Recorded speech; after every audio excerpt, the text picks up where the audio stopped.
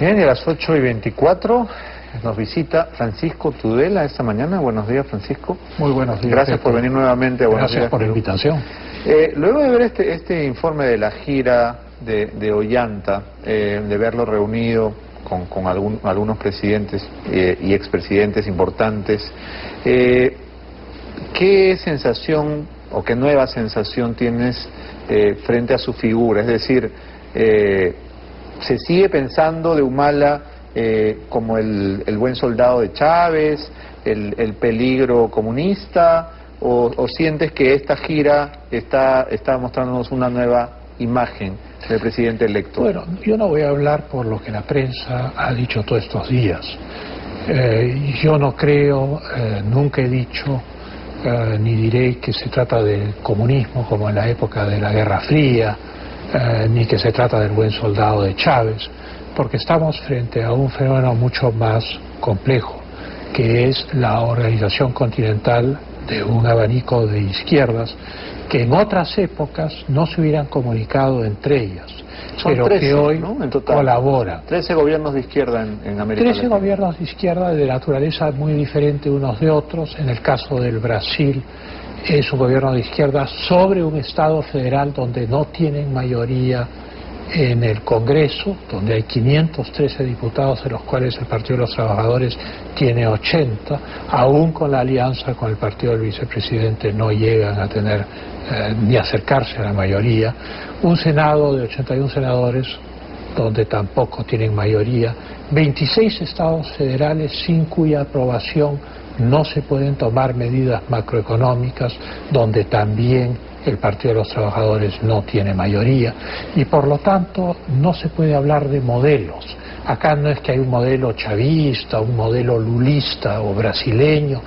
Cada país se organiza en base a su estructura. Venezuela es un país unitario, donde Chávez llegó al poder y luego en sucesivos procesos electorales la oposición se debilitó, primero por un intento de golpe de Estado y luego porque pensaron que era una buena estrategia no presentarse a las elecciones, con lo cual dejaron un vacío que Chávez llenó, y hoy que quieren volver ya no tienen ese espacio. Entonces cada una de estas realidades es diferente. El gobierno de Humala va a ser un gobierno de izquierda, o sea, no se puede pretender que alguien que confesadamente es de izquierda simplemente porque sí haga gobierno de derechas, o sea, no tiene ningún sentido, ¿no? Bueno, se han visto casos, ¿no? Se han visto casos de metamorfosis sobre la marcha. Hay casos de, digamos, de concesiones, pero no hay casos de una metanoia, una conversión religiosa después de ganar una elección, porque es absurdo. La gente ha votado por Ollanta Humala porque es la opción que representa. O sea, no atribuyamos a la elección de Humala factores absolutamente subjetivos. Hay también un factor objetivo. Usted esbozó una sonrisa cuando escuchó a Humala decir, bueno, ya se acabó el partido, ¿no? Porque decía, el partido ni siquiera ha comenzado. Bueno, yo creo que el partido, digamos que recién se ha dado el pitazo para el primer tiempo, y el partido dura 5 años. En el caso, volviendo al tema del periplo de Humala y de este viaje, lo interesante de ese viaje no es que haya cambiado sensaciones, sino que está bien articulado. Es un viaje hecho en el sentido de las manecillas del reloj, que ha comenzado en el Brasil, que ha esquivado deliberadamente las facciones más extremas de su propia línea de pensamiento para que todo sea, digamos, absolutamente burgués en su presentación, ¿no? Entonces ha ido a Brasil. Diría, se saltea a Evo y se saltea a Chávez, por supuesto, adrede, ¿no? Entonces, pero va recogiendo y creando consensos con aquellos gobiernos afines ideológicamente a él. Porque la propuesta no es una propuesta como en la Guerra Fría de grandes expropiaciones y nacionalizaciones, porque dicho sea de paso todo eso ya se hizo en el Perú. Es una propuesta necesariamente geopolítica que está dirigida a retar al mundo atlántico dirigido por los Estados Unidos.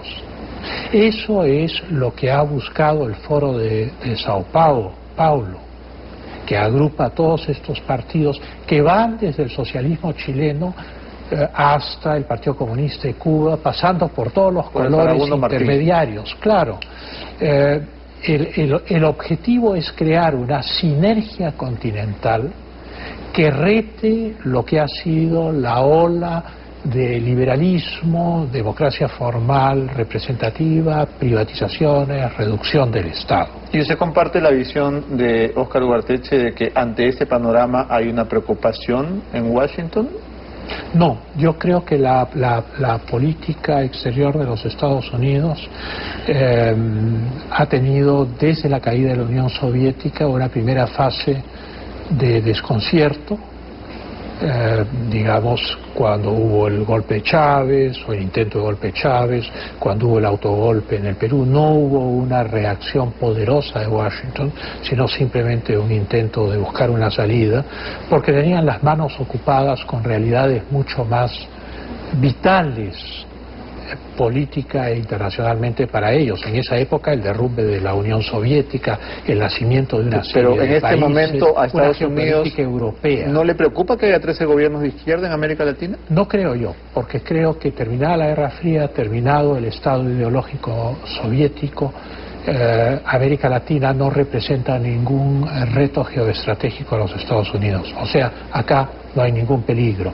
Mientras los Estados Unidos logren entenderse con los gobiernos latinoamericanos de izquierda, en los términos de intercambio, todo va a ir bien. Ellos no tienen ya ningún interés antiguo, han pasado por distintas fases como la Alianza para el Progreso, donde a través de la ayuda económica querían influir en las democracias, fracasó. Fases, digamos, desarrollistas, en las cuales a través de gobiernos militares en la década del 60, del 70, quisieron influir sobre los procesos latinoamericanos, fracasaron. Hoy día, ¿en qué fase estamos? Estamos en una fase en la cual los mecanismos de control que los Estados Unidos prefieren son las ONGs. Simplemente financian a las ONGs y las ONGs se encargan de establecer los checks and balances, o sea, los mecanismos de control de estos gobiernos en América Latina. De tal manera que han creado un mecanismo de fiscalización. Esto fue diseñado en el año 75 por Zbigniew Brzezinski, el jefe de seguridad nacional del presidente Carter. Derrotados en Vietnam, los americanos decían, ¿y ahora qué hacemos frente a la Unión Soviética? Y Brzezinski diseñó los acuerdos de Helsinki el año 75. ¿Las ONG son eso entonces en Claro, el Perú? que tenía una cláusula escondida, los acuerdos de Helsinki tenían una cláusula escondida en la cual se decía que la Unión Soviética se obligaba a respetar los derechos humanos. Brezhnev, que estaba senil y se moría de risa de los derechos humanos porque los consideraba superestructura burguesa, firmó estos acuerdos. Al día siguiente los Estados Unidos empezaron a apoyar a Sájarov y a la disidencia interna de Rusia. Eso fue lo que llevó o inició el camino a la perestroika y finalmente al abandono del comunismo en Rusia. Yo no estoy diciendo que las ONGs sean unos agentes de los Estados Unidos, que no se me malinterprete. Lo que sí estoy diciendo es que están principalmente financiadas de los Estados Unidos y que cumplen un rol que es importante para la política exterior americana y que libera a los Estados Unidos en cuanto a su acción política de tener que intervenir en este continente. Tenemos que hacer una pausa, pero regresamos para seguir conversando con Francisco Tudela. No se vaya. Esto es Buenos Días, Perú.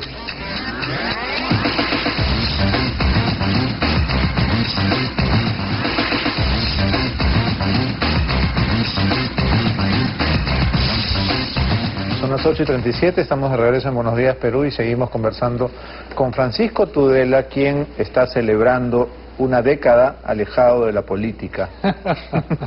Bueno, feliz aniversario.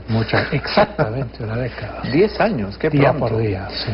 Sin embargo, no se puede sustraer a opinar sobre lo que está pasando, y lo que está pasando es que hay un rumor cada vez más insistente de indulto. Alan García indultará a Alberto Fujimori. ¿Es una buena idea? ¿Qué le parece a usted? Bueno, es un tema que el indulto es la herencia de las monarquías, el legado de las monarquías a las repúblicas. La institución del indulto y de la amnistía es una institución para gente que ha delinquido. O sea, no se le da ni la amnistía ni el indulto a los inocentes, sino a gente que ha delinquido. Bueno, pero la razón, Fujimori está condenado. Correcto. Por eso es que existe la prerrogativa presidencial. O sea, digamos, Alan García no podría indultarte a ti o a mí porque no somos presos. No estamos presos y estamos libres. O sea, es una prerrogativa presidencial.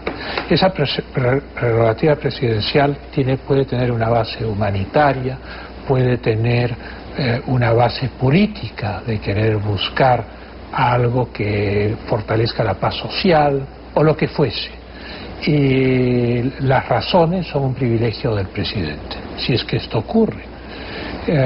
No veo yo que el indulto sea o no sea un objeto de escándalo. Es lo que está en la Constitución, está en nuestras leyes, y si está ahí, pues es aplicable. Si no estuviera en nuestras leyes, no sería aplicable. Hay una polémica entre obviamente hay repercusiones, ¿no? Entre antifujimoristas y fujimoristas y neutrales respecto a las condiciones de este indulto, debate en el cual el presidente electo ha entrado.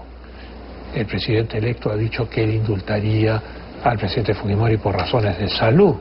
De tal manera que este debate viene teniendo lugar hace tiempo. Yo creo que la única realidad es la que combina el elemento humanitario con la conveniencia política. Ayer en una entrevista con el Diario del Comercio, entrevista que fue largamente esperada por los periodistas de ese diario, Ollanta Humala dijo que él cree que Fujimori no debería morir en la cárcel. Así lo he leído.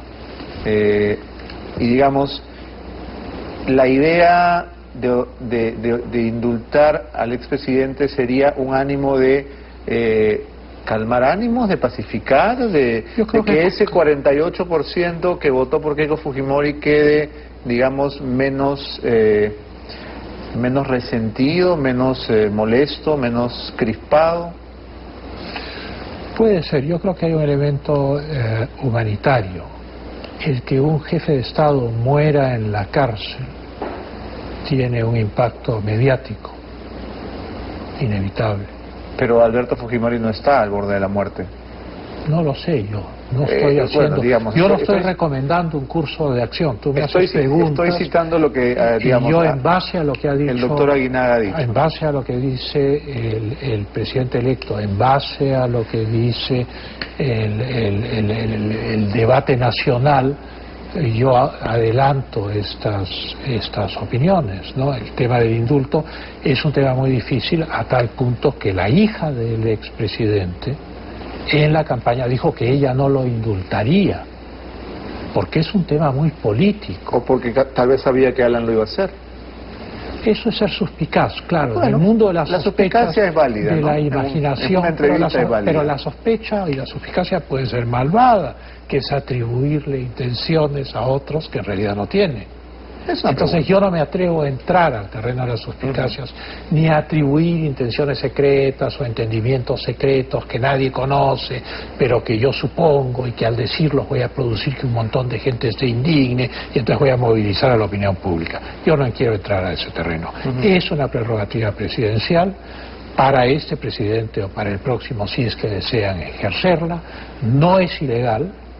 Se combina en este caso un elemento humanitario con un elemento político, en el sentido de que dejar que un jefe de Estado cuyo partido casi gana las elecciones muera en la cárcel es, digamos, crear una imagen política muy difícil de asimilar para el país, no solo para sus partidarios. O sea, digamos que las venganzas, los deseos de purgación tienen un límite, y ese límite es el bien común y la prudencia, ¿no? ¿Le parecieron desatinadas las declaraciones del